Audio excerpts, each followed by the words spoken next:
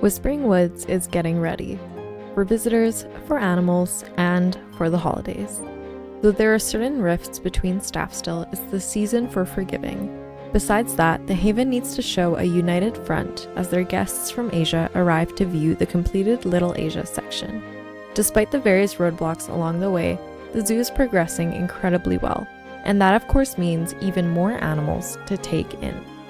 Seized from an unlicensed hobby farm that was using them to pull sleighs as a tourist attraction, a herd of reindeer is on its way. With guest demands increasing now that the zoo is larger, the team has a brilliant idea. A Christmas market filled with food, drink, and souvenirs for everyone to enjoy, especially the incoming foreign guests. Some finishing touches are added to Little Asia, and the last bit of Christmas decor put up. It's finally time for the holidays, the first ones without Grandmother Vivian. Welcome back to Whispering Woods Wildlife Haven. Hey everyone, Sparrow here. I hope you enjoyed that somewhat more festive intro this time around. Changed up the music a bit for the holiday season, but don't worry, our regular theme music is playing in the background right now. Today we are, of course, working on a reindeer habitat for our herd of 4 incoming reindeer, 1 male and 3 females.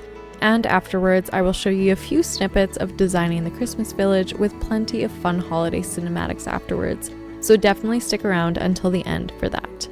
We'll also be checking in with some of the staff along the way, visiting some of the animals, and just generally getting an update on Whispering Woods.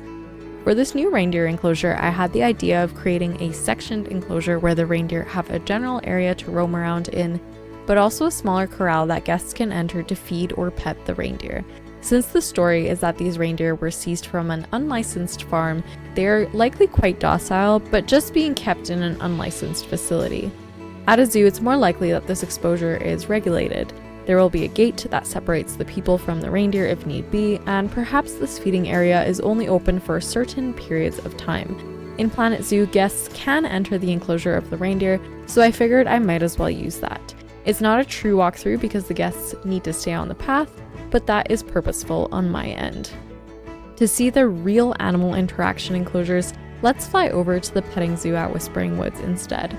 There are plenty of animals here that guests can interact with, including the sheep, the donkeys, the pigs, and the alpacas. I really need to replace the apples in here now that we have real singular apples in game. The Highland cattle have a separate enclosure, as do the alpine goats. It's always fun to see them crossing their golden goat bridge. It's not really the season for corn anymore, but hey, here's our corn maze. On the other side, we have our lovely garden where certain crops are grown for the animals, and also our chicken coop, which is looking particularly festive this time of year. Back at our reindeer habitat, we're putting up some walls around this info booth. As I stated in the introduction, guest needs are very much on the rise since the zoo has expanded, and I'm still somehow used to playing sandbox. I think the last info booth that was put up is at the start of Little Asia, and if you're coming from the petting zoo side, it's all the way back by the pigs and goats. So that's quite a ways for people to travel. I do really need to get used to setting things up for guests more frequently. That's something we'll work on with the next sections. But hey, I did include 2 separate restrooms in Little Asia, so that's already better than normal. This little building here I'm going to disguise as a stop for picking up reindeer feed, should you want to feed them while you are in the guest area. Again, this would only be open during certain times, but let me know where you stand on interacting with wild animals. Is that something you think is okay? Do you think it's ethically wrong? I personally wouldn't do something like ride an elephant or hold a baby tiger, but for animals that have been used domestically like horses or reindeer or camels, I don't think it's as big of an issue. There are obviously still dangers and you need to approach animals carefully, regardless of their status, but that's sort of my stance on it, and I would love to hear yours. From here, I'm basically just decorating this place up, making sure it's super obvious what you can find here. I must say I'm quite jealous of the null signs that Planet Coaster 2 players have at the moment, but I think these mismatched wood pieces add a bit of rustic charm to the place. We'll throw up some tote bags at the back. It would be super cool if there was a customizable version of this too, where you can replace the picture on the tote. Throwing down some other accessories to make it look like there's reindeer feedback here. In captivity, reindeer are often fed alfalfa hay, browse from deciduous trees such as willow and birch, and high-fiber biscuits. In the wild, they'll eat an assortment of mosses, grasses, and low-growing plants, and even lichen and fungi when the weather gets quite cold. They are one of the few animals in the world that can eat lichen because they have a special enzyme in their stomach that breaks it down. The cold weather is starting to creep into our entrance plaza, so the Haven has decided to put up a beautiful Christmas tree over the frozen fountain. The Lynx and Badger, our on-site restaurant and pub, is also spreading some holiday cheer. Make sure to stop in for 25% off coffee and hot chocolate if you're a zoo member, which you can take with you as you walk through the deer park. The lake may be frozen, but the swans and fallow deer will still be out and about. See if you can spot our handsome red deer from the decorated viewing area, and then wander down to the Wiesent enclosures to hear an educational talk about our breeding program. Finally, a stroll through the bee garden, where we've also made sure to decorate for the holiday season. How are the bees doing in their overwintering phase, Brian? Oh, okay. Next, we're moving on to the reindeer building, which I decided to build entirely out of the East Asia wood pieces. Don't know if I would recommend, as these pieces are base game and feel much larger than newer game elements, but I think it turned out more than alright. The texture and rustic feel they give is exactly what I was going for. Building some separation pens for the reindeer too, these are just metal beams and the same East Asia wood pieces. They'll have sliding doors on them too for easy separation should the reindeer require it. The roof was the most difficult part, but I absolutely love the way it turned out. Since this area can be seen just slightly from the Little Asia area, I wanted it to fit in but also be different in some ways, which is partially the reason why I chose the East Asia pieces to work with. Initially, I was going to build just a plain roof that slopes down on all four sides to the edges, but eventually decided to raise the center portion to create a more lodge-like feel. There were plenty of gaps to fill in along the edges to keep the cold out, but once I started covering up the beams on the inside, I found that everything came together very nicely. I'll spare you the crazy camera work as I provide some structure on the underside of the roof, so let's go check out Predator Ridge in the meantime. The snow is getting thicker now, so bundle up tight. This is very unusual for this location. Our first stop is the raptor area where our owls, hawks, and eagles are sheltering away. Our raptor talks will resume in the spring. On the other side of the pathway, the raccoons are busy climbing and our beavers are collecting some twig remnants for their warm lodge.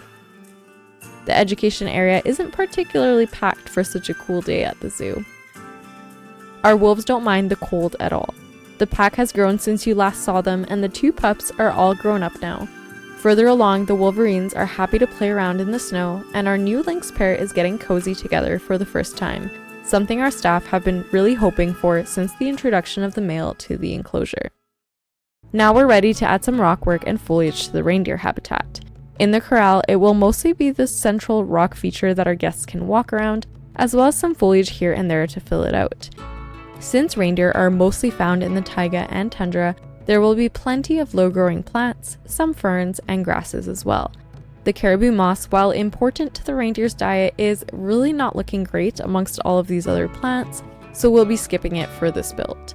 Instead, there's plenty of crowberry, cowberry, bearberry, all of the berries, and Siberian pea shrubs, though their massive hitbox continues to irk me. So we'll just be putting those in the corners that the reindeer shouldn't have access to anyways. Another thing to fill out this enclosure, plenty of fallen trees and branches. For enclosures with lower amounts of vegetation, this is a great trick for filling up space. The reindeer don't love rock and soil as much as I thought they would, but we're still going to put quite a bit of that in here because I've decided that this is the Reindeer Grotto, which implies that there are quite a few rocks.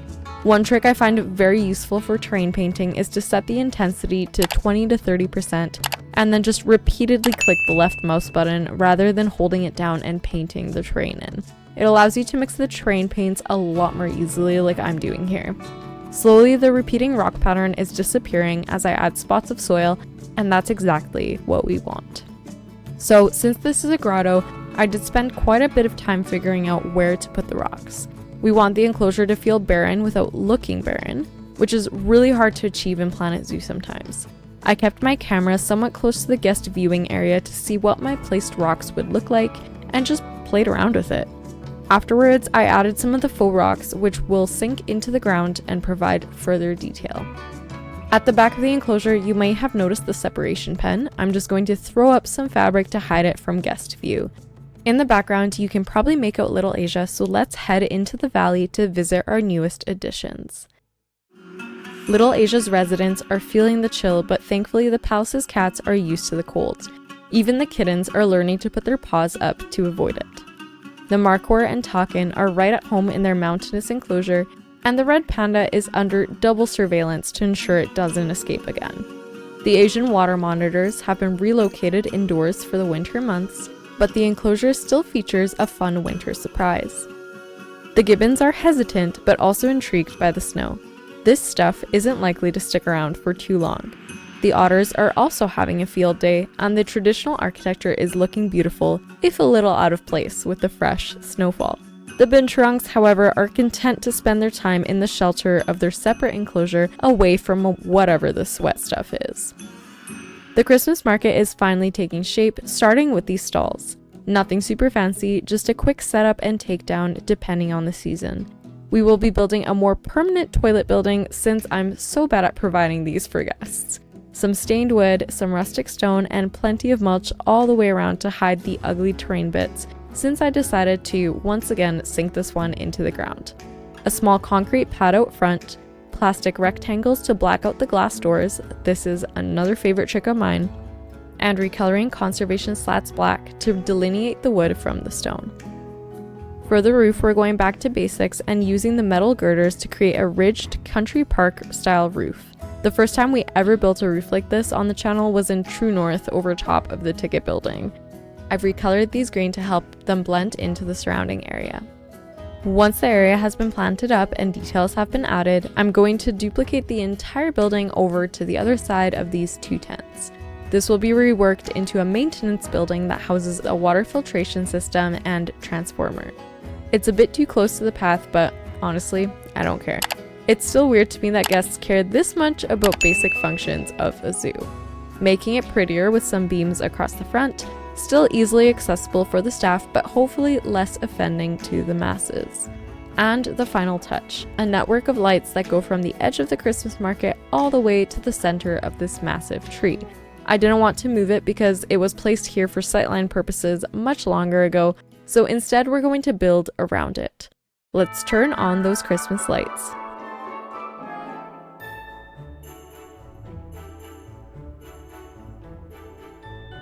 What lovely winter weather we're having, and just in time for the arrival of our visitors, who are delighted by the sights.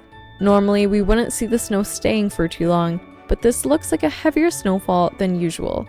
Luckily, our animals are taking it in stride. The reindeer are settling in nicely, and the guests are in love with this new attraction.